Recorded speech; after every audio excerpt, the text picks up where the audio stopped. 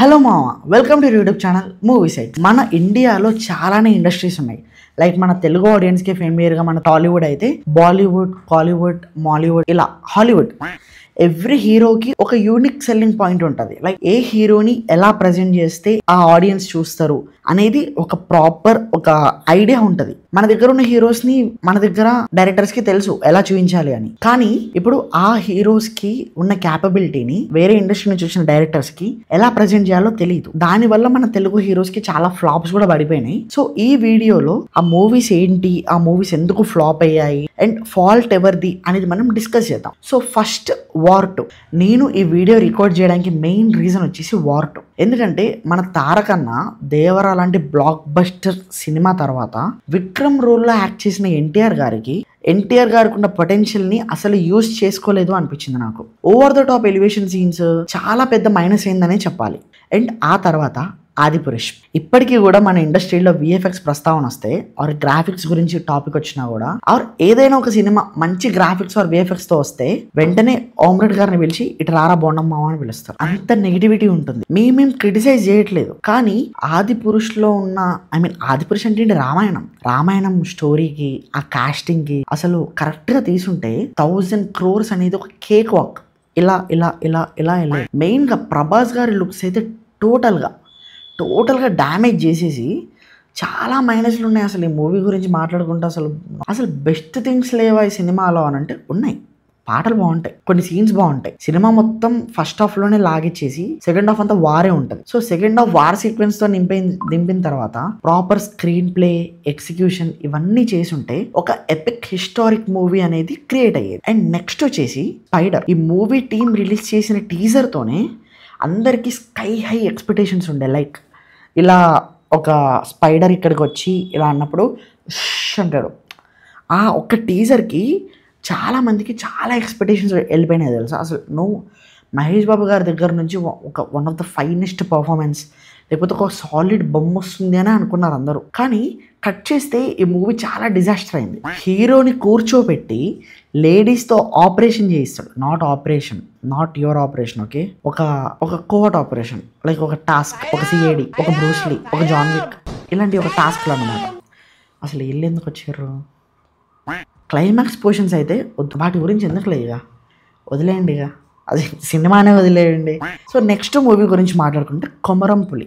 ఖుషి లాంటి cult cinema తీసిన తర్వాత మళ్ళీ సేమ్ కాంబినేషన్తో ఒక మూవీ హై ఎక్స్పెక్టేషన్స్తో వచ్చి రిజల్ట్ అందరికీ తెలిసిందే ఎలా ఉందో. స్క్రీన్ ప్లే టోటల్ కన్ఫ్యూజింగ్ ఉంటుంది. అదే రొటీన్ స్టోరీ పోయింది కదా సినిమా అది. అండ్ ఆ తర్వాత జంజీర్, రామ్ చరణ్ గారి డెబ్యూట్ బాలీవుడ్ మూవీ. కెరియర్ లో ఫస్ట్ బాలీవుడ్ డైరెక్టర్ తో ఒక పోలీస్ రోల్ కి చరణ్ గారికి ఛాన్స్ వచ్చింది. కానీ రిజల్ట్ ఎలా ఉందో మీ అందరికీ తెలుసు. ముంబైలో నేనుంటా, ముంబైకి తోడుంటా. సో అలా ఆ పాట బాగుంటుంది. వన్ ఆఫ్ ద బిగ్గెస్ట్ రాడ్ అండ్ డిజాస్టర్గా ఎండ్ అయిపోయింది. అండ్ ఆ తర్వాత గేమ్ చేంజర్. మళ్ళీ వేరే ఇండస్ట్రీ డైరెక్టరే కానీ ఈసారి రామ్ చరణ్ గారు, శంకర్ గారి కాంబినేషన్ అండ్ కార్తిక్ సుబ్బరాజ్ గారి స్టోరీ. అసలు అనౌన్స్మెంట్ అప్పుడు ఇచ్చిన హై వేరే ఉండే. పోస్ట్ పోన్ అవుతూ 2025లో రిలీజ్ అయింది. అసలు ఒక అప్పన్న క్యారెక్టర్ తప్ప ఇంకేం వర్క్ అవ్వలేదు. అసలు చెప్పాలంటే outdated story, racy screen play, చాలా డిసప్పాయింటింగ్ అనిపించింది. అసలు ఈ మూవీలో రామ్ చరణ్ గారి లుక్స్ ప్రజెంట్ చేసిన విధానమైనా సరే ఆ రైటింగ్ చాలా వీక్ ఉండడం వల్ల ఆడియన్స్ యాక్సెప్ట్ చేయలేదు. అండ్ ఆ తర్వాత ది వారియర్. రామ్ పోదినేని గారు లింగస్వామి డైరెక్షన్ లో మూవీ. రామ్ గారిని ప్రాపర్ గా ప్రజెంట్ చేయలేకపోయారు, అక్కడే ఫెయిల్ అయిపోయారు. నెక్స్ట్ వచ్చేసి కస్టడీ. నాగ చైతన్య గారు అండ్ తమిళ్ డైరెక్టర్ వెంకట్ ప్రభు గారు కాంబినేషన్ లో వచ్చిన బైలాంగ్వల్ ఎక్స్పెరిమెంట్ మూవీ. ఇది వీక్ స్టోరీ టెల్లింగ్ ఉండడం వల్ల అండ్ మన తెలుగు ఆడియన్స్ కి అస్సలు కనెక్ట్ అవ్వలేదు.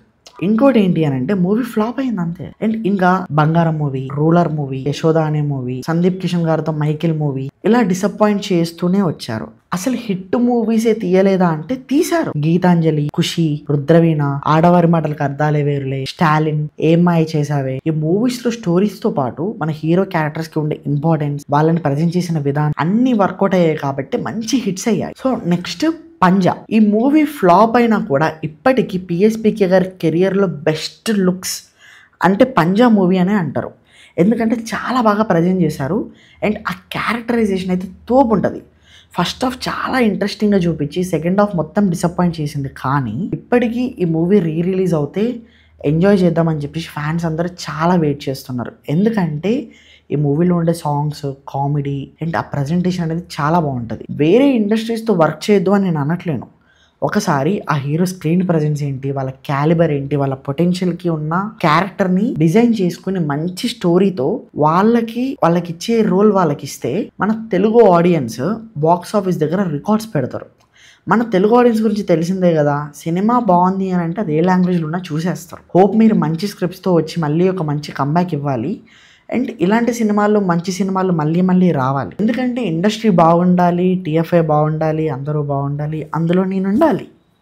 యా, సో ఇలాంటి రివ్యూస్, సజెషన్స్ అండ్ అప్డేట్స్ లాంటి కాన్సెప్చువల్ వీడియోస్ అయినా మన ఛానల్లో ఇంకా వస్తూ ఉంటాయి. సో మీరు ఇంకా మన ఛానల్ని సబ్స్క్రైబ్ చేసుకొని అండ్ ఆ నోటిఫికేషన్ కూడా కొంచెం ఆన్లో పెట్టుకోండి. Thank you and we will show another video with very very very much better script అన్నమాట.